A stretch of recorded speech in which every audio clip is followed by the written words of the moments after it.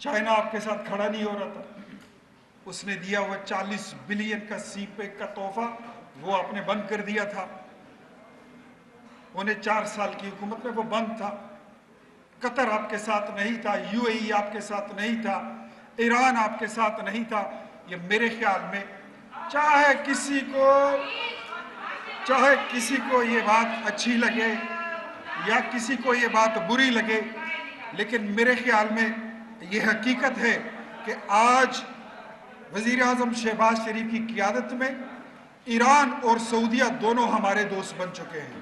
خیبر پختونخوا میں یہ ہو رہا ہے، پنجاب میں یہ ہو رہا ہے۔ میں آج بالکل ان بائسڈ ہو کر بھول جائیں، forget about that میں کوئی بڑا عہدیدار ہوں مسلم لیگ نون کا یا میرے پاس کوئی حکومتی عہدہ ہے۔ میں آپ کی طرح، میں بھی اس مٹی کا پیداوار ہوں، میں بھی اس مٹی کا بیٹا ہوں، میں آپ کی طرح ہوں۔ ہم نے آج سوچنا ہے کہ صحیح کیا ہے اور غلط کیا ہے۔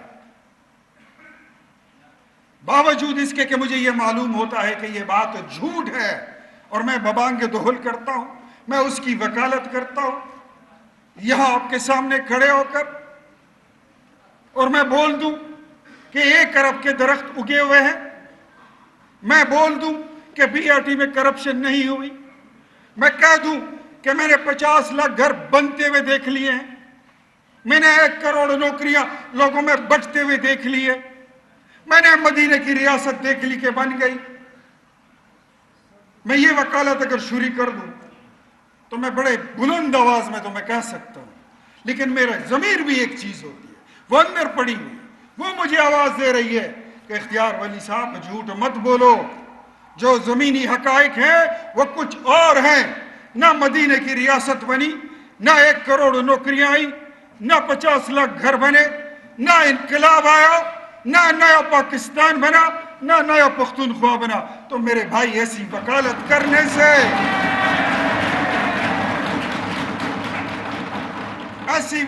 کرنے سے بہتر ہے کہ اپنے ملک کی وکالت کرو۔ کسی لیڈر کی وکالت کرنے سے بہتر ہے اپنی سرزمین کی وکالت کرو، اپنے عقیدے کی وکالت کرو، اپنے نظریات کی وکالت کرو۔ آج آ گیا ایک لیڈر ہے، وزیر اعظم ہے، کل نہیں ہوگا کوئی دوسرا آ جائے گا۔ ہم نے دیکھا ہے لوگوں کو، جب ایک وزیر اعلیٰ پہلا آیا تو اس کو ملنگ کا نام دے دیا گیا، دوسرا آیا اس کو کلنگ کا نام دے دیا گیا، تیسرا آیا، یہاں پہ میرے ایک بھائی نے ان کا ذکر کیا، بڑا اچھا، میرا دوست ہے، بھائی ہے، علی امین۔ کل تک میرا اختلاف تھا کیونکہ وہ وزیر اعلیٰ کی سیٹ پہ تھا، آج نہیں ہے، اس کو دبنگ کا نام دے دیا گیا۔ بڑی اچھی بات ہے، ہونا چاہیے، پختون سرزمین کا وزیر اعلیٰ ہو اور دبنگ نہ ہو تو یہ بھی کوئی بات ہے، لیکن وہ کس کھاتے میں دبنگ تھا؟ اس کے دبنگ ہونے کا میرے صوبے کو کیا فائدہ ہوا، میرے ملک کو کیا فائدہ ہوا؟ میں کچھ نہیں کہوں گا، میں یہ فیصلہ آپ کی ہاؤس پہ چھوڑتا ہوں، آپ خود ہی سوچ لیں، خود ہی فیصلہ کر لیں۔ لیکن ملنگ کلنگ دبنگ کے بعد آج نیا ترنگ،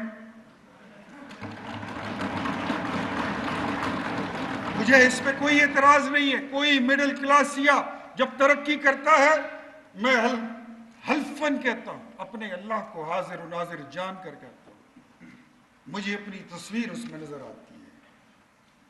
میں ٹاٹ کے اسکول کا تو نہیں پڑھا، انگلش میڈیم اسکول سے پڑھا ہوں۔ میرے والدین نے، میرے دادا پردادا نے مجھ پر بڑے پیسے بھی خرچ کیے تھے۔ ہوں میں مڈل کلاسیا، سیلف میڈ پرسن۔ اسکول اور کالج سے سیاست کا آغاز کیا تھا، بڑے لوگوں نے مار کھلائی۔ جب بھی کوئی غریب آدمی، کوئی مڈل کلاسیا سیاست میں کوئی نیا انٹری دیتا ہے اور اس کو بولنا آتا ہو، بہادر ہو، اس کے راستے روکتے ہیں لوگ، اس کے محلے کے لوگ، اس کے شہر کے لوگ، اس کے ضلع کے لوگ، اس کے صوبے کے لوگ۔ جس فورم میں آپ جاؤ گے، جب آپ پاکستان کی سیاست تک پہنچو گے، مرکز کی سیاست پر، پھر وہاں پر بڑی بڑی بلائیں بیٹھی ہوتی ہیں، ہر بندہ آپ کا راستہ روکتا ہے۔ مجھے خوشی ہوتی ہے جب کوئی گراس روٹ لیول کا بندہ ترقی کرتا ہے اور وہ सूबे के और मुल्क के उफक पर एक चमकता सितारा बनता है तो मैं हल्फन कहता हूं मुझे बड़ी खुशी होती है, मुझे इसमें कोई शर्म महसूस नहीं होती। I am proud of it. But middle क्लासिए को और ग्रास रूट लेवल के कारकुन को फिर ये प्रूफ करना होता है कि वो वर्कर है, वो मुंशी नहीं है, वो कारकुन है, वो किसी का जाती मुलाजिम नहीं है, वो इस मिट्टी का बेटा है, वो किसी के एजेंडे की तकमील के लिए उस भट्टी का ईंधन नहीं है। उसने फिर इस मुल्क के लिए, सूबे के लिए और इस अवाम के लिए कुछ करना होगा, उसको बार बार पूछना नहीं पड़ेगा। मैं एक मशवरा अपने नए नौमंतखब वजीर आला सुहेल आफरीदी साहब को ये मैं जरूर दूंगा। वो कहते हैं कल उन्होंने बहुत इंपॉर्टेंट मीटिंग मिस की। एजेंडा क्या था उस मीटिंग का? एजेंडा था, जिस तरह आपका एजेंडा होता है, कि वहां पर वजीर आजम की जेर सदारत चारों सूबों के वज़राए आला बुलाए गए, आज़ाद कश्मीर और गिलगित बल्तिस्तान के सरबराहों को भी बुलाया गया। उसमें फैसला करना था कि खैबर पख्तूनख्वा में आटे की किल्लत है, गंदम की किल्लत है, ब्लैक मार्केटिंग है, महंगा बिक रहा है, इन चीज़ों को किस तरह कंट्रोल किया जाए। बात करना, तनकीद करना तो बड़ा आसान है कि पंजाब ने आटा बंद कर दिया है। जब पंजाब खोलने के लिए बात करता है, आगे आता है 2 कदम, तो आप कहते हो कि मैं अपने लीडर से पूछ कर जाऊंगा।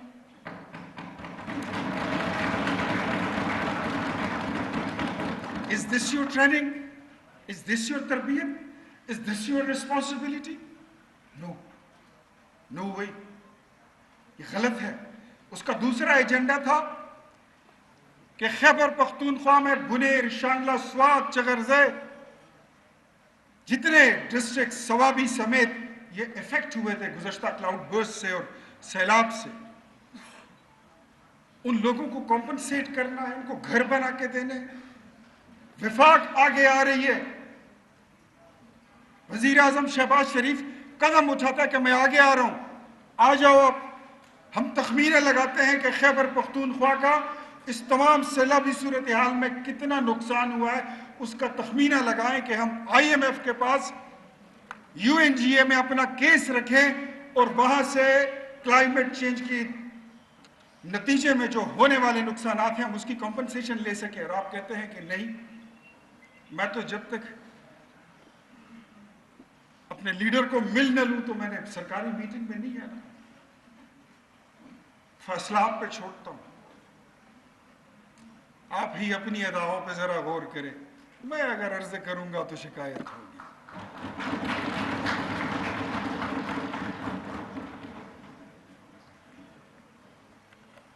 एजेंडा नंबर 3, आइटम नंबर 3 कि कल शाम 6 बजे हमारा अफगानिस्तान के साथ जो पाक अफगान बॉर्डर है, जिसको कुछ लोग डिविडेंड लाइन भी कहते हैं, जो रहते पाकिस्तान में है लेकिन उसकी सरहदात को नहीं मानते, कल हमारा सीज फायर एंड पे जा रहा था 6 बजे और उससे पहले इजलास था।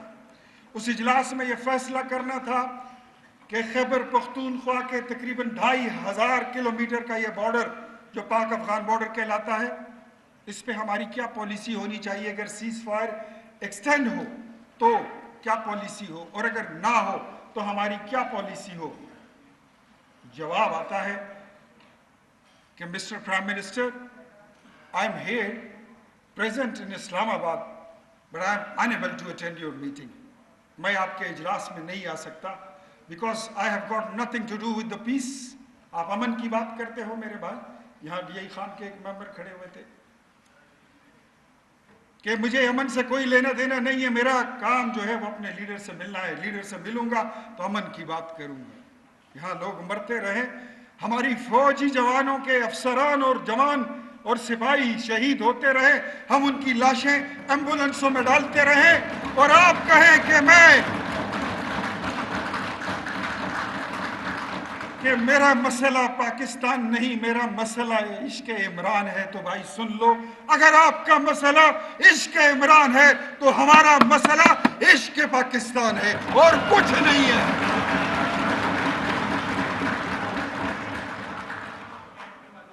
मेरे भाई, چھوٹی چھوٹی باتوں پر. اور میں ہوں بھی تھوڑا سا یہ اپنی جماعت میں 35 سال کی سیاست کرنے کے بعد اگر میں اتنا تھوڑا پیچھے ہوں, میرے سے جونیئر لوگ آگے چلے گئے, تو اس کی ایک وجہ آپ کو بتا دوں. یہ جیسی باتیں میں آپ کے سامنے کرتا ہوں, یہ آج آپ ریکارڈ پہ لے لیں. میں ایسے ہی بولتا ہوں اپنے گھر میں بھی, میں ایسے ہی بیٹھتا ہوں اپنے حجرے میں بھی. یہی سٹائل میرا الیکشن کے جلسے میں بھی ہوتا ہے. جب میں وکلا میں جاتا ہوں تو بھی ایسے بولتا ہوں. جب آپ کے سامنے بھی کھڑا ہوں میں ایسا ہی ہوں. مجھ میں ایک ہی گیئر ہے, دوسرا گیئر ہے ہی نہیں. یہ ایک ہی رفتار ہے, مجھے دوسرا آتا نہیں ہے. بھائی جان, اپنے صوبے کی فکر کرو. پہلے ہم بڑے بزرگوں سے سنتے تھے کہ پاکستان یورپی ممالک سے, امریکہ سے, برطانیہ سے ہم 40-50 سال پیچھے رہ گئے. یہ شاید آپ کو نہیں پتا, لیکن شوکت پراچا صاحب کو اس بات کا بخوبی علم ہوگا. بڑے بزرگ وہاں پر پریس گیلری میں بیٹھے ہوئے, ان کو بھی علم ہے. آج بات ہوتی ہے کہ خیبر پختونخوا پاکستان سے 40 سال پیچھے رہ گئے. 13 سال میں ہم نے کیا دیکھا؟ ترقی آپ دیکھیں. آج قبائلی اضلاع کے میرے بھائی یہاں پر بیٹھے, ابھی انہوں نے اسپیچ بھی کی, میں نے سنا ان کو. قبائل کا کارڈ کھیلنے سے بہتر ہے. کہتے ہم نے قبائلیوں کو ایک وزیر اعلیٰ دے دیا, بہت اچھی بات ہے. میں سب سے پہلے افریدی قبائل, کوکی خیل, شلوبر, تمام جتنے قبائل ہیں, اور جتنے ممند اور اگزئی, باجوڑ, جتنے قبائل ہیں, میں سب کو مبارکباد دیتا ہوں کہ قبائلیوں کا ایک نمائندہ جو ہے وہ وزیر اعلیٰ بن گیا ہے. لیکن مجھے بتائیے ان 13 سالوں میں, اور پھر بالخصوص 2018 سے لے کر آج تک, آپ کی حکومت نے, آپ کی سرکار نے جو یہاں پر 13 سال سے حکومت کر رہی ہے, قبائل کو کوئی ایک کالج دیا ہو تو ذرا اس کا نام بتا دیجئے. کوئی ایک ہسپتال اگر کسی نے بنایا ہو اس کا نام بتا دے. کوئی ایک سکول اگر بنایا ہو اس کا نام بتا دے. مجھے پتا ہے کہ جتنے بنے تھے وہ بھی اڑ گئے. ایک سڑک اگر کوئی کسی نے بنائی ہے تو اس کا نام لے دے. سیاست محض sweet tongues and silly hearts, بیانیہ, نیریٹو, انہی باتوں پہ گزارا کریں گے, اسی تنخواہ پہ کام کریں گے. نہیں, آپ کو آگے چلنا ہے. سچ کو سچ کہیں. آج کی میرے بیان کا مقصد ہی صرف یہی ہے کہ سچ کو سچ کہیں, جھوٹ کو جھوٹ بولیں. جھوٹ کی وکالت کرنا سب سے بڑا گناہ, سب سے بڑا جرم. رکیے میں بتاتا ہوں. At the end of my speech, میں اپنی اسپیچ کے اختتام پر آپ کو ٹائم دوں گا, پھر آپ مجھ سے سوال کریں گے.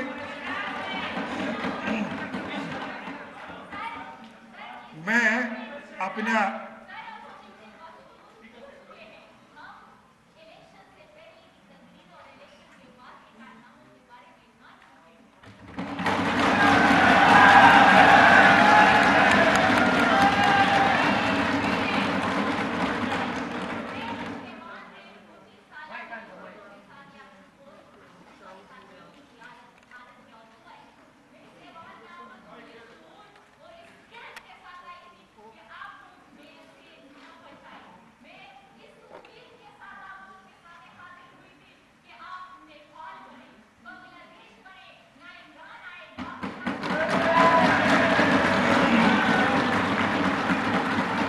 Very much. میں آخر میں آپ کو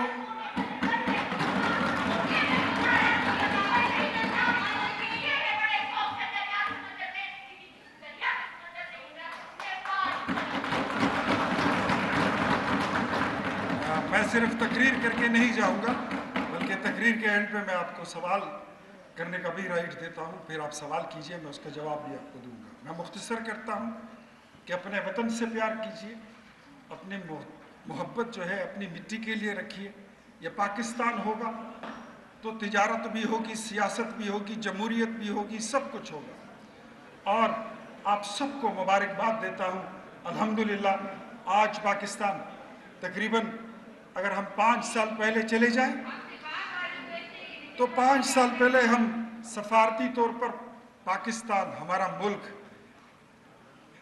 دنیا میں ایک تنہا رہ گیا تھا. سعودی آپ کے ساتھ کھڑا نہیں کر رہا تھا,